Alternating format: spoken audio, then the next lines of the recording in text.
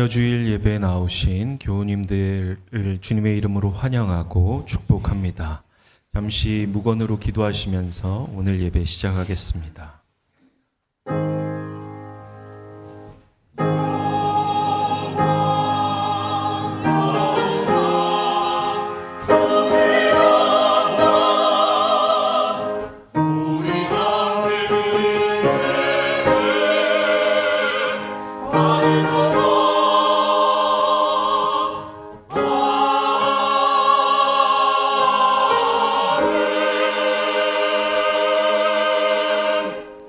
시온에 따라 크게 기뻐할지어다. 예루살렘에 따라 즐거이 부를지어다. 보라, 내 왕이 내게 임하시나니 그는 공의로우시며 구원을 베푸시며 겸손하여서 나귀를 타시나니 나귀의 작은 것 곧 나귀 새끼니라. 아멘. 가능하신 분들은 다 함께 일어서셔서 찬송가 80장 찬송하시겠습니다.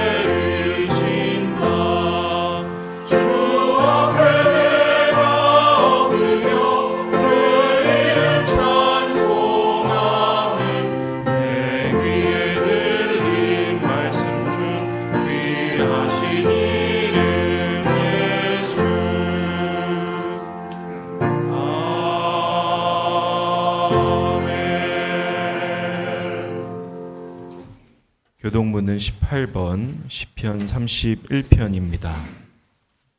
교독문 18번 시편 31편을 함께 교독하시겠습니다.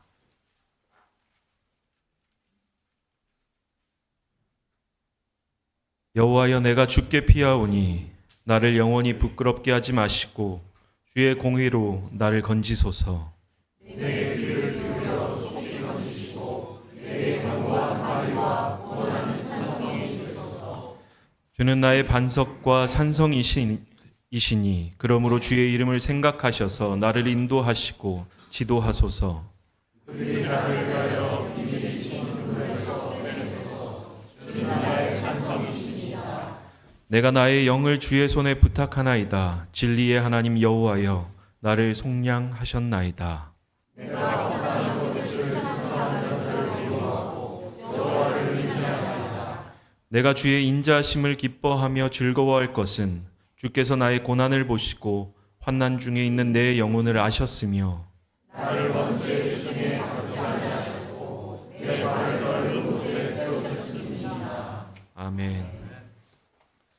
한 주 동안의 삶을 돌아보시면서 주보와 화면에 나와 있는 참회의 기도로 주님 앞에 기도하시겠습니다. 거룩하신 하나님, 우리는 요한과 야고보처럼 주님 보좌의 좌편과 우편을 요구했지만 주님께서 건네시는 고난의 잔에는 눈길을 주지 않으셨습니다. 겟세마네 제자들처럼 주님 곁에 머물러 기도해야 할 때는 잠을 잤으며 베드로처럼 예수를 부인할 때도 있었습니다. 우리의 연약함을 불쌍히 여기시고 십자가 고난에 동참할 수 있는 담대한 믿음을 주옵소서.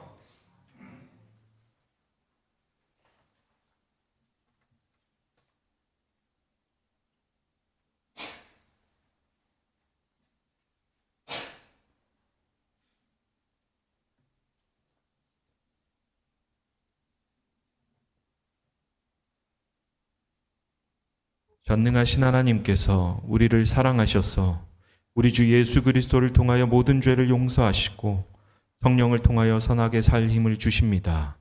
이제 주님의 평화를 누리십시오. 아멘. 앞뒤 좌우분들과 함께 평화의 인사 건네시겠습니다. 주님의 평화가 함께 하십니다. 자리에 앉아주시면 감사하겠습니다. 다 함께 사도신경으로 우리의 신앙을 고백하시겠습니다.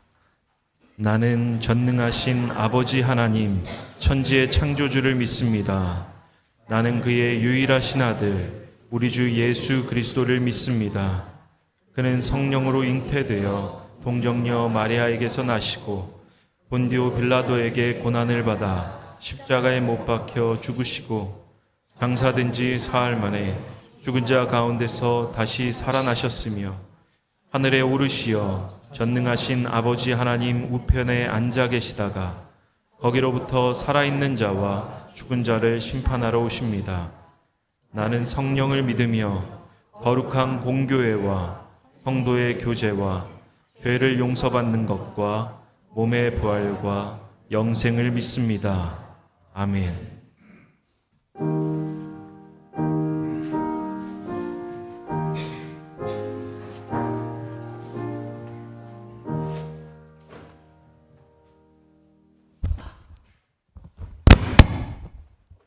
함께 기도드리겠습니다. 고마우신 아버지 하나님, 오늘 거룩한 주일, 종려주일을 맞이하여 몸되신 주님의 교회, 삼위 교회에 모여 함께 예배하시기 감사합니다. 주님께서 예루살렘에 입성하실 때 호산나 호산나 외치며 예수님을 반기던 그날처럼 오늘 저희도 기쁘고 벅찬 마음으로 예배를 드립니다. 이 예배를 받아주시고 홀로 영광 받아 주시옵소서. 지난 한 주를 돌아보면 때로는 넘어지고 무너지는 믿음 앞에서 가슴치며 회개하는 시간들이 있었습니다. 바보처럼 고아처럼 외롭고 힘들었던 순간들 가운데서도 주님을 온전히 의지하지 못했음을 고백합니다. 이 시간 주님, 이곳에 임하여 주시옵소서. 우리 가운데 오셔서 연약한 심령을 붙들어 주시고 다시 일어설 힘과 은혜를 허락하여 주시옵소서. 또한 이 자리에 함께하지 못하고 병상에 있는 우리 삼회교회 교우님들을 기억해 주시옵소서. 특별히 응급실에 계시는 우리 권교우님, 권성령 교우님을 기억하시고 붙들어 주시옵소서. 주님의 치유의 강선을 비춰 주시옵소서. 속히 건강을 회복하게 하시고 함께 예배드리는 기쁨을 누리게 하옵소서. 또한 이 나라와 민족을 불쌍히 여겨 주시옵소서. 전쟁과 혼란의 시대 속에서도 하나님의 정의와 공의가 강물처럼 흐르는 나라가 되게 하옵소서. 속히 전쟁이 멈추게 하시고 가족과 삶의 터전을 잃은 이들에게 위로와 회복의 은혜를 베풀어 주시옵소서. 말씀 전하시는 이용주 목사님께 성령의 능력을 더하여 주시고 듣는 저희 모두에게는 은혜로 충만한 시간이 되게 하옵소서. 특별히 다음 주는 고난주간입니다. 새벽을 깨우며 주님의 고난에 참여하는 새벽 예배가 있습니다. 부디 그 시간을 통하여 저희들의 잠자던 영혼을 깨워주시고 성령 충만함으로 삶을 살아낼 힘을 주시옵기를 간절히 기도하며 기대합니다. 이 시간 예배를 위해 수고하시는 모든 손길들과 또한 성가대의 찬양을 기쁘게 받아주시고 홀로 영광 받으실 주님께 깊이 감사하며 예수님 이름으로 기도드렸습니다. 아멘.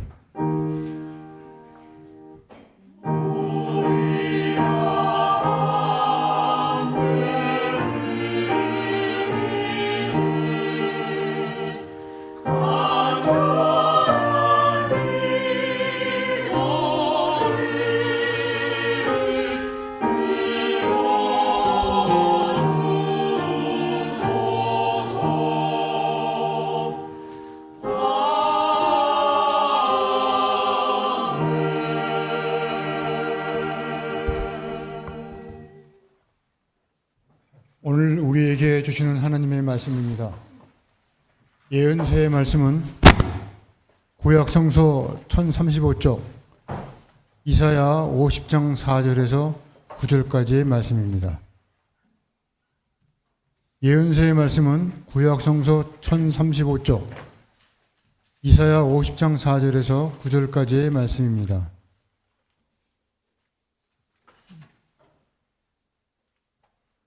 주 하나님께서 나를 학자처럼 말할 수 있게 하셔서 지친 사람을 말로 격려할 수 있게 하신다. 아침마다 나를 깨우쳐 주신다. 내 귀를 깨우치시어 학자처럼 알아듣게 하신다. 주 하나님께서 내 귀를 열어주셨으므로 나는 주님께 거역하지도 않았고 등을 돌리지도 않았다. 나는 나를 때리는 자들에게 등을 맡겼고 내 수염을 뽑는 자들에게 뺨을 맡겼다. 내게 침을 뱉고 나를 모욕하여도 내가 그것을 피하려고 얼굴을 가리지도 않았다. 주 하나님께서 나를 도우시니 그들이 나를 모욕하여도 마음 상하지 않았고 오히려 내가 각오하고 모든 어려움을 견뎌냈다. 내가 부끄러움을 당하지 않겠다는 것을 내가 아는 까닭은 나를 의롭다 하신 분이 가까이에 계시기 때문이다. 누가 감히 나와 다투겠는가? 함께 법정에 나서보자. 나를 고소할 자가 누구냐? 나를 고발할 자가 있으면 하게 하여라. 주 하나님께서 나를 도와주실 것이니 그 누가 나에게 죄가 있다 하겠느냐? 이어서 주시는 서신서의 말씀은 신약성서 303쪽 빌립보서 2장 5절부터 11절까지의 말씀입니다. 서신서의 말씀은 신약성서 303쪽 빌립보서 2장 5절부터 11절까지의 말씀입니다.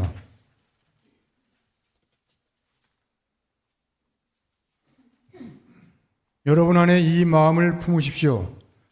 그것은 곧 예수 그리스도의 예수의 마음이기도 합니다.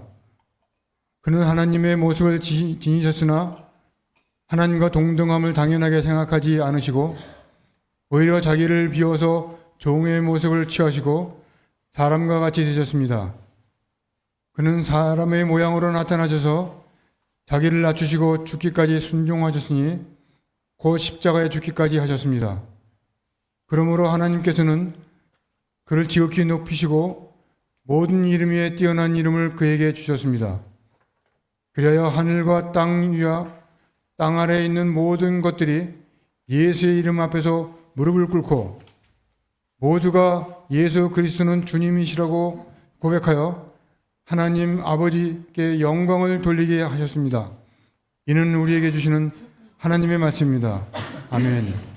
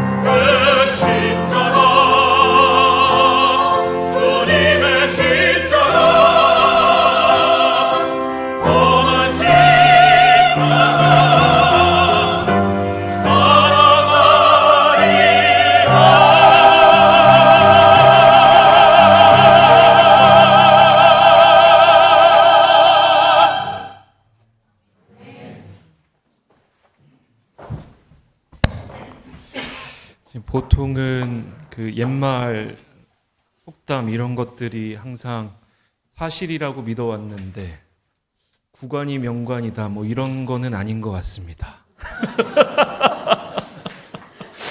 순간 우리 오상영 지휘자님 성함이 생각이 안 나서 우리 온라인으로 보시면 안 될 텐데 귀한 찬양과 새로운 지휘자님 우리에게 주신 하나님께 감사드립니다. 오늘 우리에게 주시는 복음서의 말씀은 마태복음서 21장 1절로부터 11절입니다. 마태복음서 21장 1절로부터 11절을 봉독해 드리겠습니다. 예수와 그 제자들이 예루살렘에 가까이 이르러 올리브 산에 있는 벳박의 마을에 들어섰다. 그때 예수께서 두 제자를 보내시며 그들에게 말씀하셨다. 맞은편 마을로 가거라. 가서 보면 나귀 한 마리가 매어 있고 그 곁에 새끼가 있을 것이다. 풀어서 나에게로 끌고 오너라. 누가 너희에게 무슨 말을 하거든 주님께서 쓰려고 하십니다 하고 말하여라. 그리하면 곧 내어줄 것이다. 이것은 예언자를 시켜서 하신 말씀을 이루시려는 것이었다. 시온의 딸에게 말하여라. 보아라, 내 임금이 내게로 오신다. 그는 온유하시어 나귀를 타셨으니 어린 나귀 곧 멍에 매는 짐승의 새끼다. 제자들이 가서 예수께서 지시하신 대로 어미 나귀와 새끼 나귀를 끌어다가 그 위에 겉옷을 얹으니 예수께서 올라타셨다. 큰 무리가 자기들의 겉옷을 길에다가 폈으며 다른 사람들은 나뭇가지를 꺾어다가 길에 깔았다. 그리고 앞에 서서 가는 무리와 뒤따라오는 무리가 외쳤다. 호산나 다윗의 자손께 복되시다 주님의 이름으로 오시는 분 더없이 높은 곳에서 호산나. 예수께서 예루살렘에 들어가셨을 때에 온 도시가 들떠서 물었다. 이 사람이 누구냐? 사람들은 그가 갈릴리 나사렛에서 나신 예언자 예수라고 말하였다. 이것은 우리에게 주시는 하나님의 말씀입니다. 아멘. 오늘 설교자로 초청 드린 분은 숭실대학교 기독교학과의 조직신학 교수로 재직하고 계시는 이용주 목사님입니다. 제가 지금까지 여러분들을 초청했는데 제가 가장 존경하고 좋아하는 우리 선배 목사님이면서 교수님이십니다. 거짓말이 아닙니다. 나오셔서 종려주일의 역설이라는 말씀을 증언하실 때 큰 은혜 받으시길 바랍니다.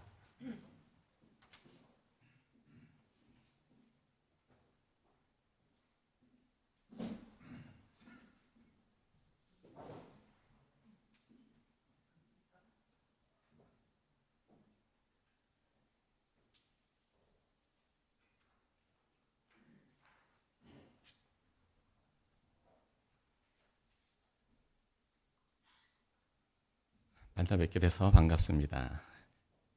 저는 처음 오는 건 아닌데요. 혹시 기억하실지 모르겠는데 코로나 시기 때 김동환 목사님이 목회하실 때였고 그때 이제 여기 와서 이렇게 저 카메라를 보면서 공허한 눈빛으로 설교를 한 적이 있긴 합니다. 그때 참 아쉬웠는데 또 이렇게 직접 얼굴을 뵙게 되니까 참 반갑고 좋습니다. 제가 원래 사실 설교할 때에 좀 딴소리 하는 걸 별로 좋아하지는 않습니다. 왜냐하면 설교에 집중하지 못하게 한다는 생각을 하기 때문에 그런데 근데 우리 정 목사님 또 제가 이제 거짓말이 아니고요. 제 업계에 함께 종사하는 사람들 중에서 제가 너무 좋아하는 후배 교수님이시고 목사님이세요. 처음 봤을 때부터 한눈에 팍 반해가지고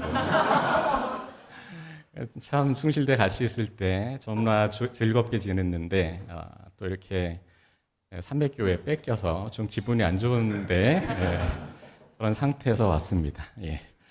여러분 정 목사님 참 좋으신 분이니까 여러분과 함께 신앙생활 하시는 동안 참 많은 도움을 얻으시리라고 생각하고 또 역시 여러분들이 많이 지지해 주시면 좋겠습니다. 오늘 종려주일입니다. 종려주일은 오늘 본문에서 우리가 읽은 것처럼요. 예수께서 구원 사역을 이루시기 위해 나귀를 타고 예루살렘에 들어가시던 바로 그날 그 사람들이 겉옷과 나뭇가지를 깔면서 오시는 주님을 맞이하던, 환영하던 그 일을 기념하기 위해서 지키는 주일입니다. 사실 개신교의 전통에서는요, 이 종려주일이라는 것이 그냥 절기입니다, 이렇게 언급하고 넘어가는 경우가 사실 많습니다. 그런데 가톨릭 전통에서는 이날 실제로 예배를 보기 전에 교회 예배당 밖에서 종려나무 가지라든지 혹은 이제 그 지역에서 구할 수 있는 나뭇가지들, 이런 것들을 들고 이렇게 행진해서 들어가면서 예배를 시작하는 그런 전통이 있습니다. 이 종려주일날 발생했던 이 날에 대해서 우리 다 아는 일이지만 그래도 이때에 어떤 일이 일어났는지에 대해서 간단하게 좀 정리를 해보고 넘어가려고 합니다. 첫 번째로는요, 예수께서 나귀를 타고 예루살렘으로 향하십니다. 예수께서는 오늘 본문을 보면 예수께서는 예루살렘 근교인 올리브산에 있는 벳바게라는 마을에 도착하셨습니다. 그러니까 예루살렘에서 한 1km 정도 떨어지지 않은 곳에 올리브산이 있고 그 올리브산 구역에 있는 한 마을인 벳바게에 도착하셨다는 거죠. 그런데 거기에서 제자들을 보내십니다. 그래서 건너편 마을에 가보면 나귀와 나귀 새끼가 매여 있는 것을 너희들이 볼 텐데 그것을 풀어서 가지고 오너라, 이렇게 말씀하십니다. 제자들은 가서 말씀하신 대로 나귀와 나귀 새끼를 끌고 오고요.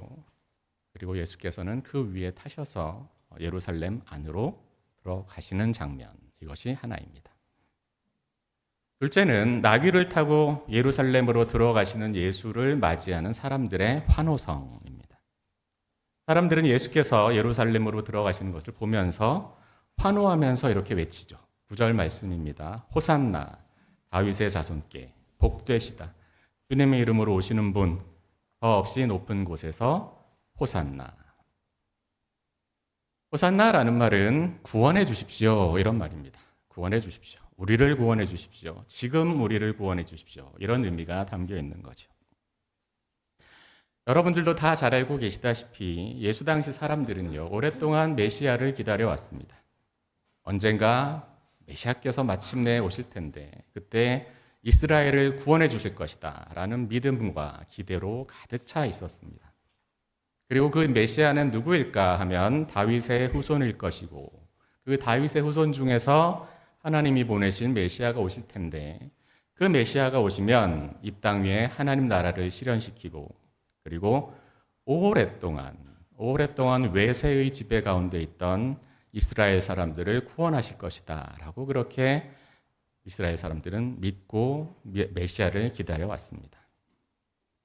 오늘 본문을 보면 사람들은 예루살렘으로 들어가는 예수님을 보고 저분이야말로 우리가 오랫동안 기다리던 바로 그분이다 라는 사실을 깨달았습니다.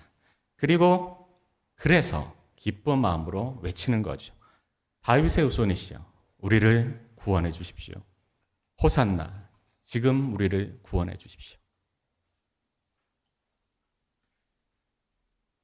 그런데요, 혹시 오늘 본문을 읽으면서 뭔가 어떤 묘한 긴장감 혹은 묘한 부조화 같은 것들을 느끼지 않으셨는지 모르겠습니다. 지금 예루살렘으로 들어가는 예수님의 모습과 그리고 예수를 맞이하는 사람들의 모습 사이에 상당히 큰 간극 혹은 부조화가 존재합니다. 예수님을 맞이하는 사람들은 분명히 어떤 모양으로 묘사되고 있냐면 개선 장군의 귀환 행렬을 맞이하는 사람들의 광경을 떠올리게 합니다. 성문 앞길에 사람들이 엄청나게 도열해 있고요. 그리고 환호성을 지르면서 주님을 맞이하는 거죠. 성경에 기록되어 있지 않지만 우리가 조금 상상력을 발휘해서 보면 분명히 행렬의 앞으로는 이제 아이들이 막 뛰어갔을 겁니다. 그분이 오신다, 아마 이렇게 소리를 쳤을 테고요. 또 그 광경을 본 사람들은 앞으로, 옆으로, 뒤로 계속 따라붙으면서 뭔가 흥분이 점점 고조되어 갔을 겁니다. 드디어 그때인가 보다. 사람들은 분명히 기대와 감격에 가득 차서 예수를 맞이했을 겁니다. 그리고 맞이했습니다. 그런데 이렇게 예수님을 맞이하는 사람들의 그 모습이 정작 그들이 맞이하고 있는 그 예수님의 모습과 그리고 앞으로 예루살렘 안에서 예수님이 맞닥뜨리게 될 그 운명과 거의 전혀 조화되지 않는다는 것이 오늘 본문에서 우리가 느끼게 되는 긴장감입니다. 이 본문에서는 분명히 긴장과 부조화 그리고 뭔가 모순 같은 것들이 느껴집니다. 오늘 본문은요, 예수께서 나귀를 타신 이유가 무엇인지에 대해서 매우 친절하게 설명해 주고 있습니다. 요즘 말로 하자면 각주까지 달아가면서 설명해 주고 있습니다. 5절 말씀인데요. 제가 읽도록 하겠습니다.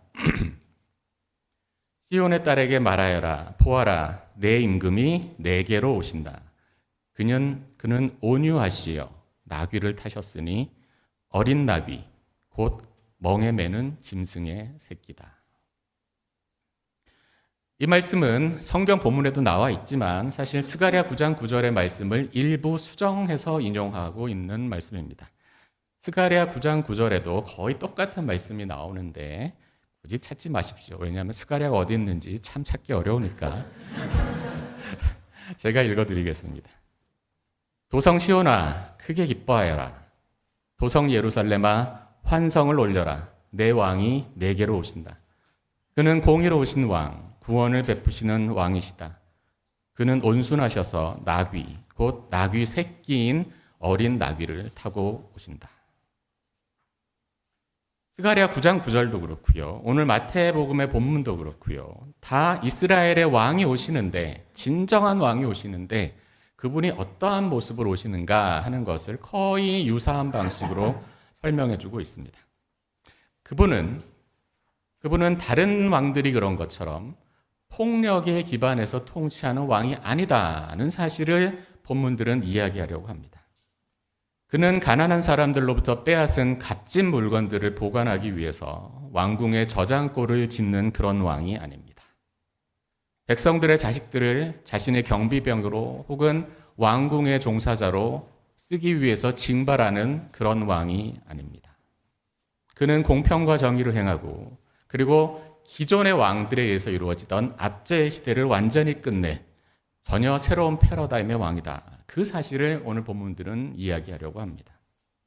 그래서 그 왕은 다른 왕들이, 정복자 왕들이 갑옷으로 무장을 하고 하얀색 군마를 타고 그리고 군기를 높이 세우고 그리고 번쩍이던 창을 높이 세운 채 수도에 입성하는 것과는 달리 그저 나귀 혹은 약한 나귀 새끼를 타고 오시는 분이시다. 그분은 온유하고 겸손한 왕이시다. 그 사실을 오늘의 본문들은 우리들에게 이야기해주고 있는 겁니다. 사실 예수께서는요, 예루살렘으로 들어가시면서 본인은 당시 이스라엘 사람들이 기다리던 그 구원자의 모습과 완전히 다르다는 사실을 알려주기 위해서 굉장히 애를 많이 쓰고 계십니다. 아까도 말씀드린 것처럼 예수께서는 예루살렘 앞, 바로 코앞, 벳박의 마을에 도착하셨습니다. 그러니까 어떻게 하면 되겠어요? 바로 가면 되는 겁니다. 그냥 다 왔으니까 갈릴리에서부터 예루살렘까지 한참을 오셨고 그리고 바로 예루살렘을 문 앞에 두고 있으니까 이제 그냥 가시면 되는데 그런데 그때 갑자기 멈추시는 겁니다. 그리고는 굳이 제자들을 부릅니다. 둘을 불렀고 그래서 그 제자들에게 말씀하시죠. 저기 건너편 마을에 가보면 나귀하고 나귀 새끼 한 마리가 매어 있을 텐데 가서 데리고 와라. 이렇게 굳이 제자들을 불러서 굳이 말씀을 하시는 겁니다. 이 말씀을 읽을 때 우리는 우리가 중요하게 생각해야 되는 건 어떻게 나귀와 나귀 새끼가 있을까 하는 걸 아셨을까? 참 신기하다. 이런 데 집중하는 게 아니고요. 우리 되게 자꾸 그런 데 집중하는 경향이 있거든요. 역시 저 멀리 보시는 능력이 있으신가 보다. 예수님 몽골을 위한 설 이렇게 하면 안 되고요. 무슨 말씀을 우리에게 알려주려고 하시느냐. 거기에 우리가 집중해야 되는 거죠. 왜? 왜 굳이 예수께서는 행렬을 멈추시고 이 말과 행동을 굳이 하셨을까? 예수께서 이 행동을 하신 것은 결코 우연이 아니겠죠. 그것은 굉장히 의도적인 일이고 그리고 매우 상징적인 장면입니다. 예수께서는 스가랴 9장 9절에 예언되어 있던 바로 그 일을 지금 이제 본인에게 성취시키려고 하시는 거죠. 그래서 그 사실을 통해서 예수께서는 이제 자신이 예루살렘에서 구원을 이루실 것인데 그 구원하시는 일이 당시 이스라엘 사람들이 기대하고 있던 바와는 다르다. 그 사실을 예수께서는 명시적으로 보여주려고 하고 계신 겁니다. 바로 그렇기 때문에 우리는 나귀를 타고 오시는 예수님의 모습과 그 예수님을 맞이하는 사람들의 태도가 무언가 잘 일치하지 않는구나라는 사실을 느낄 수 있게 되는 겁니다. 마치 개선장군의 행렬을 맞이하는 것 같은 그런 사람들의 환호성과 그리고 거기에 반해서 연약한 나귀에게 자기 몸을 맡기고 이제 그곳에서 시작될 죽음의 길을 향해서 온유하고 연약한 모습으로 하지만 단호하게 성문 안으로 향해 가는 예수님의 모습은 사실 굉장히 강력한 대비를 이루고 있는 장면입니다. 예수를 맞이하면서 호산나라고 외치던 그 사람들은 분명히 예수를 오해했습니다. 왜 그랬을까요? 스가랴에서 보면 분명히 메시아가 이렇게 온유한 모습으로 오실 것이라고 분명히 예언되어 있는데 사람들이 성경을 제대로 읽지 않아서 그랬던 것일까요? 이 사람들은 영적 감수성이 떨어져서 메시아의 모습을 그저 정치적인 메시아로만 오해하거나 간주하고 있었기 때문에 그러다 보니까 그렇게 된 것일까요? 호산나라고 외치던 그들은 과연 처음부터 완전히 다 잘못한 걸까? 마태복음과 스가랴 본문을 우리가 주의 깊게 읽다 보면 둘 사이에는 사실 굉장히 유사점이 많다라는 사실을 우리가 알 수 있게 됩니다. 제가 조금 기다려야 되겠네요. 통화하시는데 제가 방해가 돼서 죄송합니다. 사실 오늘 본문을 보면요. 사람들이 예수를 제대로 이해하지 못하고 있었다는 다른 이야기와의 연속성 속에 있습니다. 이 본문 앞에만 이런 얘기가 나오는 게 아니라 딱 앞에 보면 또 사람들이 예수님을 잘 몰랐다 이런 얘기가 또 나옵니다.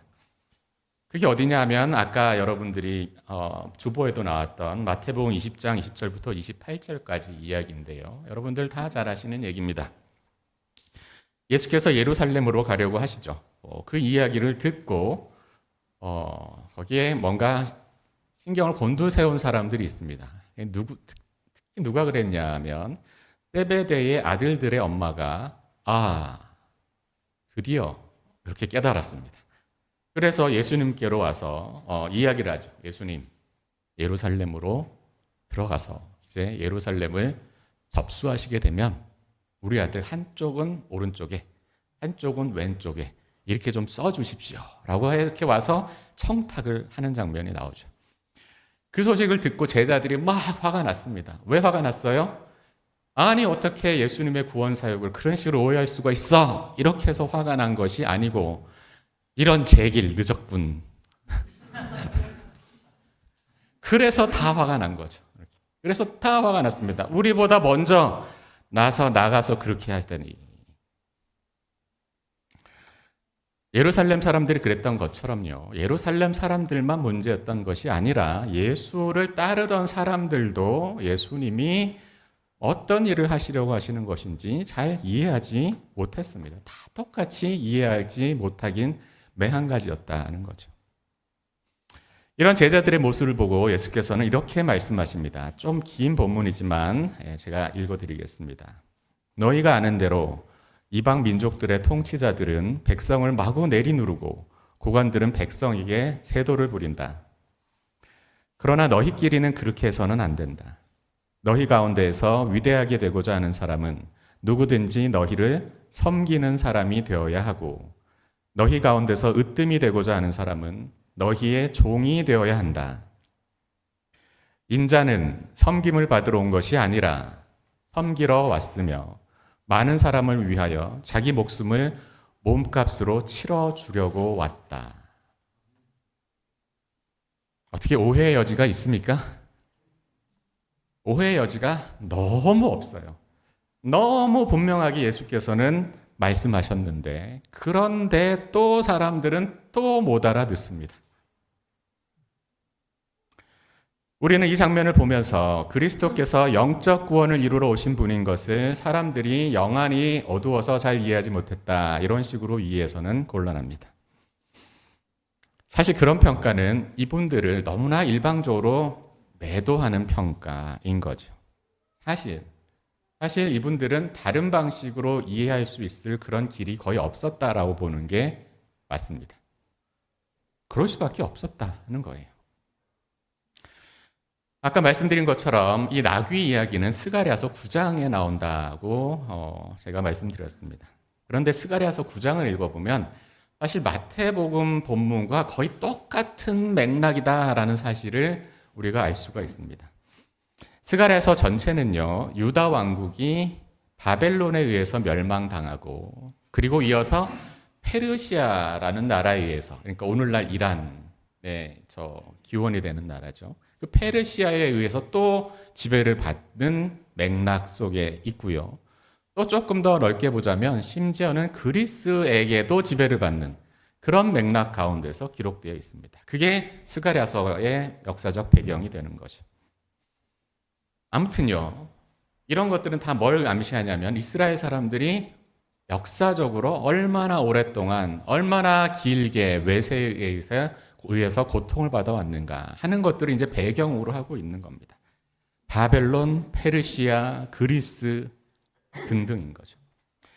그런데 이 가운데에서, 이런 맥락 가운데서 스가랴서 9장은 이제 이스라엘을 구원하실 새 왕이 오신다. 그 왕을 하나님께서 보내실 텐데, 그러니까 그 날을 기다리면서 살아라 라고 이야기하고 있는 겁니다. 9장 전체가 그 이야기를 하고 있다라는 거죠. 그래서 스가랴 9장을 쭉 읽다 보면은요, 그런데 어떤 느낌이 나냐면요, 나귀를 타고 오시는 연약한 왕에 대한 이야기는요, 사실 9장 9절에만 나옵니다. 참 희한해요. 9장 9절에만 그 얘기가 나와요. 그리고 나머지 장 전체는 어떤 이야기냐면 온통 이스라엘이 부강해져서 주변의 도시 국가들과 다른 나라들을 꺾을 것이다, 이 이야기로 가득 차 있습니다. 우리가 저 나라들을 압도해서 그래서 우리가 평화를 얻게 될 것이야, 이런 이야기들로 가득 차 있는 거죠. 그래서 하나님이 여러 나라들을 심판하실 텐데 그 심판의 대상이 되는 나라들의 명단을 쭉 얘기하고 있는데요, 그 명단을 대충 말씀드리면 이렇습니다. 다메섹, 오늘날 다마스쿠스죠. 다메섹, 두로, 시돈, 아스글론, 에그론, 아스돗, 심지어는 그리스도 이스라엘이 꺾을 것이다.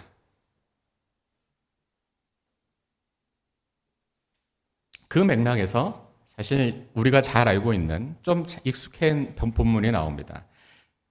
스가랴서 9장 13절 말씀인데요, 유다는 내가 당긴 활이다. 에브라임은 내가 먹인 화살이다.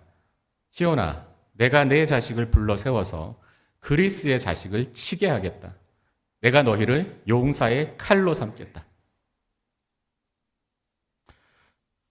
스가랴는 이스라엘이 주변 도시 국가들과 여러 제국들에 의해서 당했던 그 모든 억압들에 대한 원한을 하나님이 우리를 강력한 나라가 되게 해서 꼭 갚아주실 거야, 거의 이런 식으로 이야기를 하고 있는 거죠. 대부분의 본문들에서.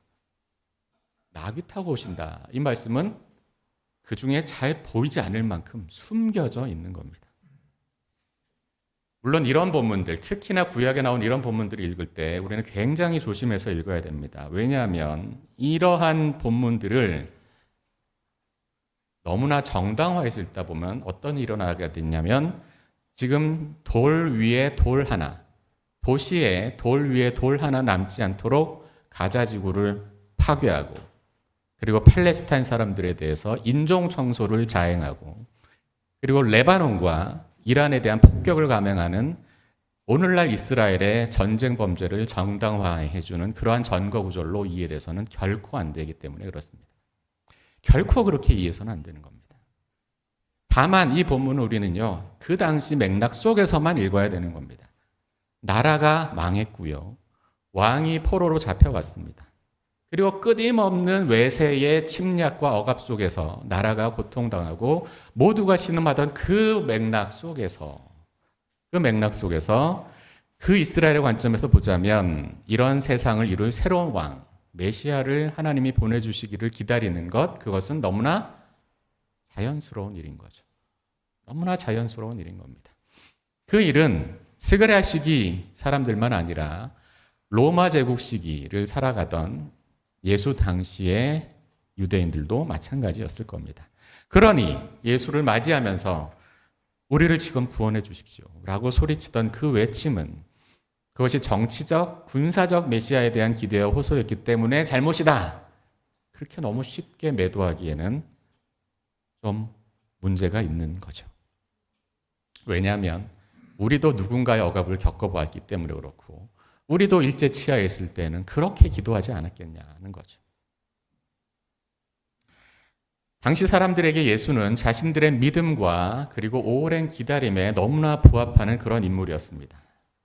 무엇보다도 다윗의 자손이었고 갈릴리 지역 저 멀리 변방에서부터 사람들을 모았고요. 그리고 그 규합한 사람들과 더불어 지금 예루살렘으로 진격해 들어가는 것처럼 그렇게 보였습니다. 이들이 믿음이 없어서 예수를 오해한 것이 아니고요. 오히려 이들은 믿음이 좋았기 때문에 예수님을 오해한 겁니다. 믿음이 너무나 좋았기 때문에 하나님께서 구약 성경을 통해서 우리들에게 약속해 주신 것처럼 그렇게 우리들에게 구원을 베푸시겠구나라고 그 약속이 이루어지는구나라고 감사하면서 그렇게 환호했던 거죠. 하지만 이들이 이해하지 못했던 것, 아직 깨닫지 못했던 것이 하나 있죠.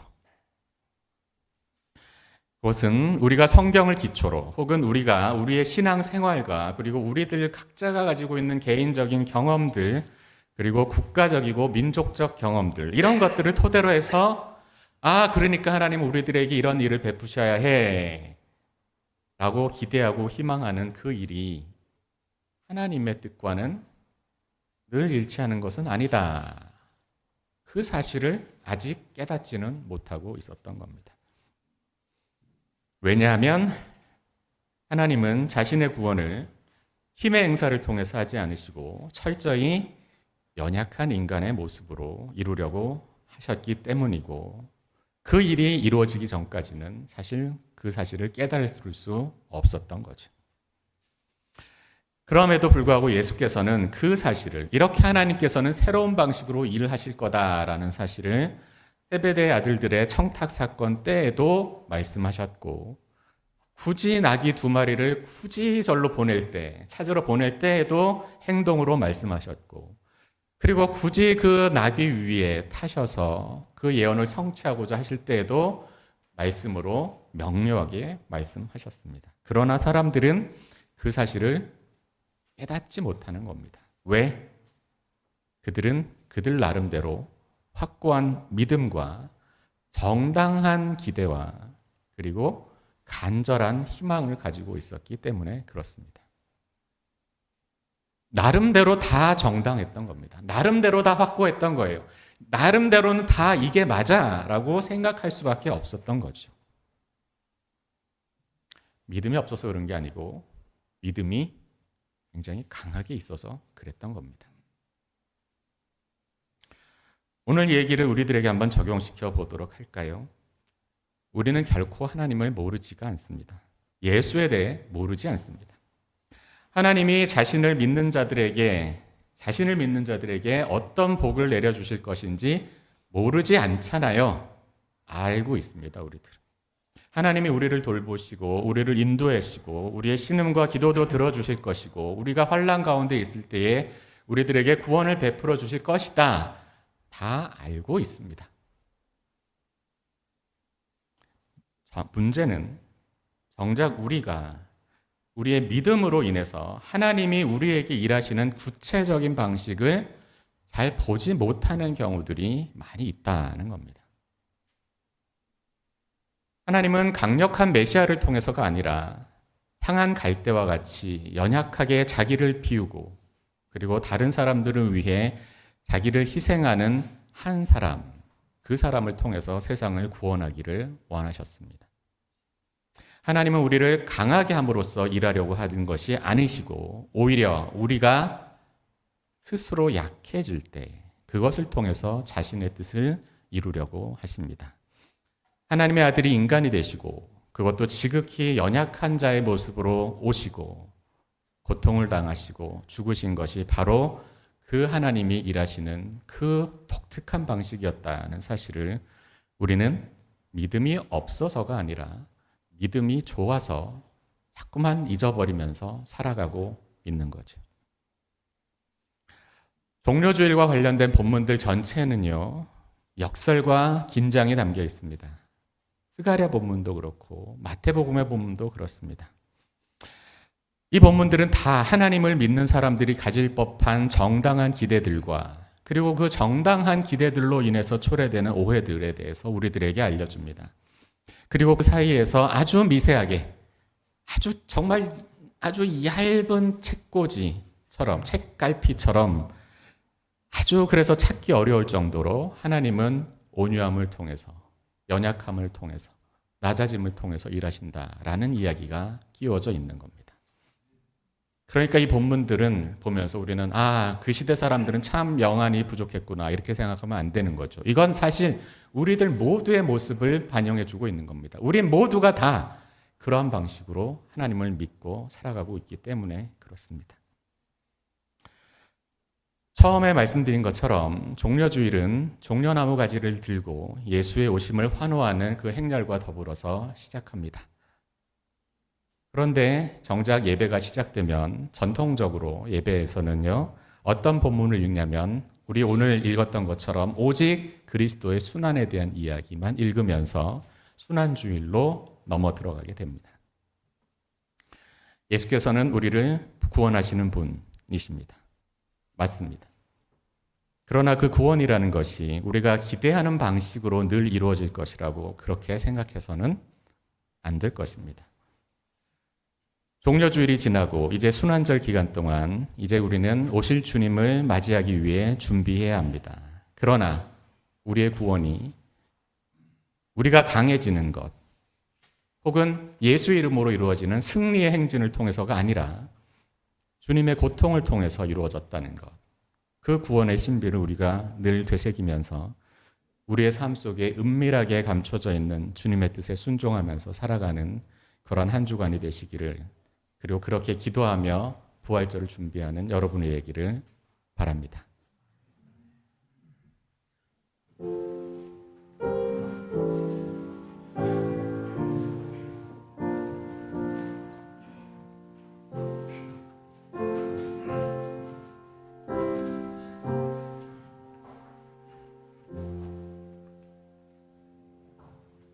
다 함께 주신 말씀 기억하시면서 찬송가 145장 찬송하시겠습니다.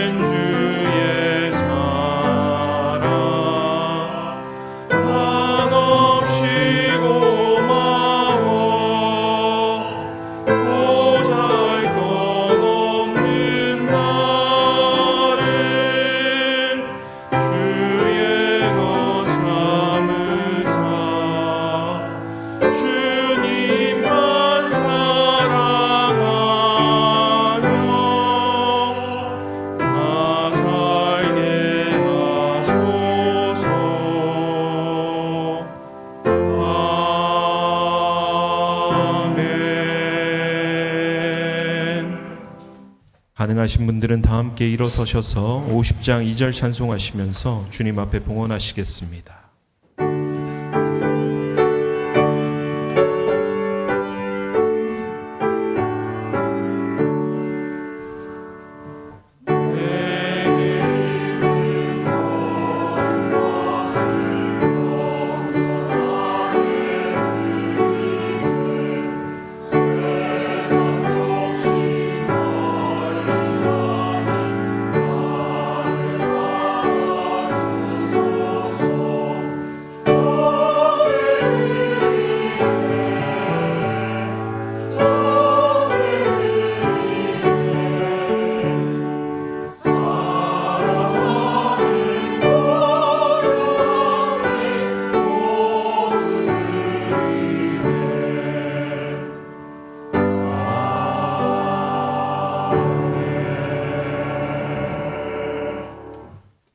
신실하신 하나님, 종려주일의 말씀을 통해 겉으로는 환호받으셨지만 그 길 끝에는 십자가가 놓여 있었던 예수님의 길을 묵상하게 하시니 감사합니다.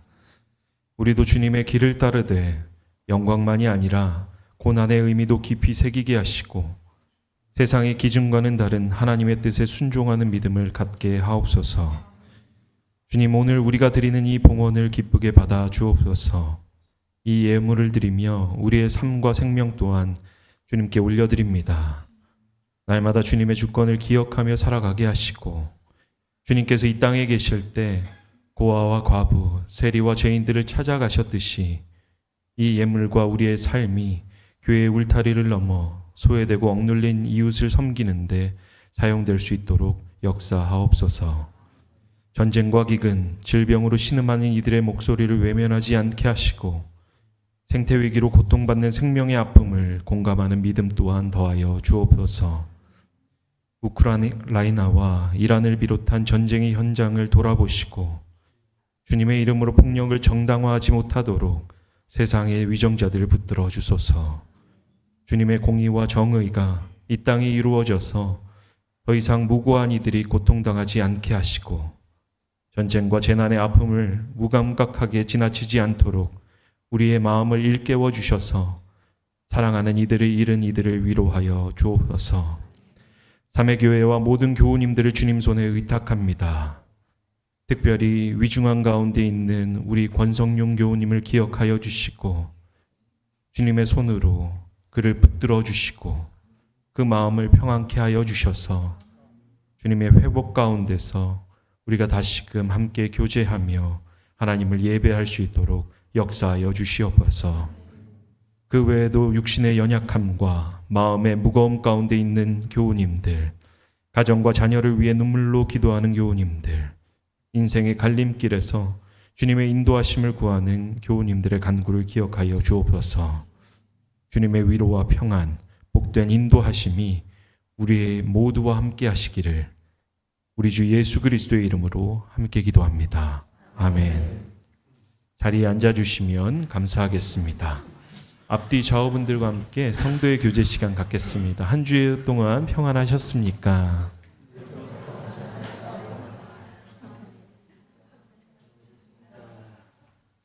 이제 교회 소식 몇 가지 알려드릴 텐데 나눠드린 주보의 뒷면을 참조해 주시면 감사하겠습니다. 오늘 종려주일을 시작으로 이제 이번 주는 고난주간을 함께 지나면서 주님의 고난당하심과 그 십자가를 묵상하는 기간입니다. 그래서 특별히 새벽 기도가, 새벽 예배가 준비되어 있는데 가능하신 분들은 함께 참석하셔서 주님의 고난당하심을, 십자가를 묵상하는 한 주가 되시기를 기도합니다. 더불어서 오늘 설교해 주신 이용주 목사님께 특별히 감사드립니다.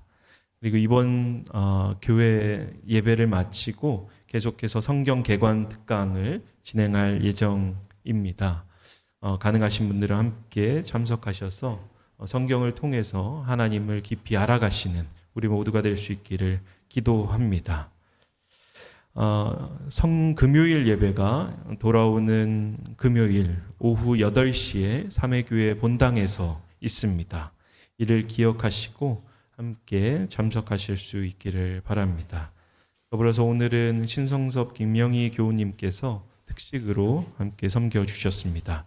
교회를 대신해 감사하다는 말씀을 드립니다. 그리고 기도 가운데 언급을 해드렸다시피 우리 권성용 교우님께서 요양원에서 요양을 하시다가 오늘 아침에 응급실로 가셨습니다. 그래서 위중한 가운데 있는데 우리가 함께 한마음으로 이 권성용 교우님의 회복과 또 우리 이금열 교우님 이를 위해서 옆에서 돌보고 계시는 이금열 교우님을 위해서 함께 기도해 주시면 감사하겠습니다. 이에 강고들은 주보를 참조해 주시고 가능하신 분들은 다 함께 일어서셔서 주기도문으로 찬송하신 이후에 이용주 목사님의 축도로 예배를 마치겠습니다.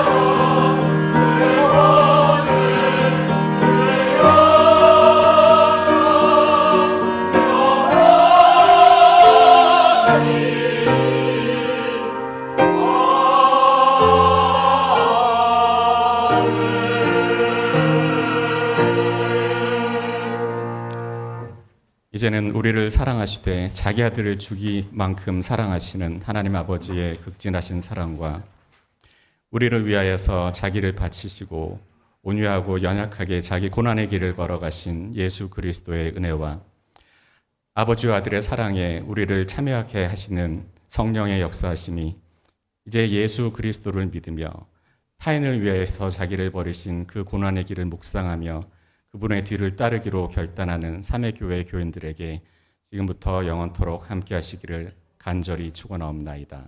아멘.